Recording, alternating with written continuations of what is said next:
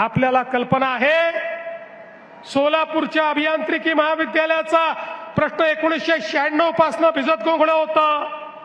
आमचा प्रयत्न आहे याच वर्षी ते महाविद्यालय सुरू झालं पाहिजे, अशा पद्धतीनं आपण ते काम या ठिकाणी करतो.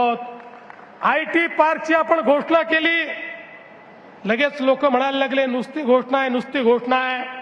पण घोषणा करून थांबलो नाही.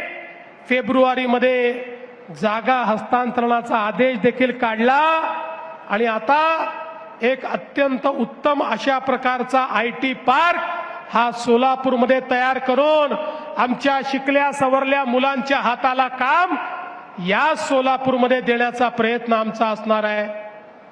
मला इथे आलो त्यावेळी आमच्या गारमेंट असोसिएशनचे लोक भेटले. ते म्हणाले, साहेब आपल्या सरकारच्या पॉलिसीमुळे आम्हाला फार फायदा झाला. मोठ्या प्रमाणात देशभरामध्ये आम्ही आता रेडीमेड गारमेंट आपले पाठवून राहिलो, एक्सपोर्ट देखील करतो. विमान सुरू झाल्यामुळे त्याचाही आम्हाला फायदा आहे. त्यांनी मला सांगितलं की आता आम्ही सोलापूरच्या गारमेंटचा एक्सपो हा दुबईमध्ये करणार आहोत.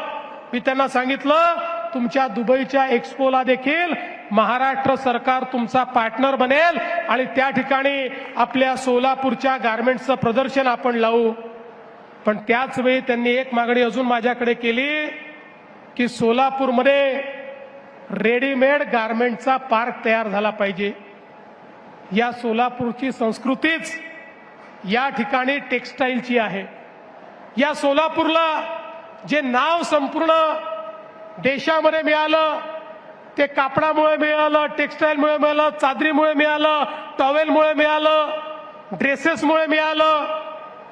आणि म्हणून मी आज आपल्याला आश्वासित करतो, एक आधुनिक रेडीमेड गारमेंट पार्क देखील या सोलापूरमध्ये आम्ही तयार करू आणि त्यातनं इथल्या लोकांच्या हाताला काम मिळेल आणि आपल्या शहरामध्ये मोठ्या प्रमाणात या ठिकाणी समृद्धी येईल.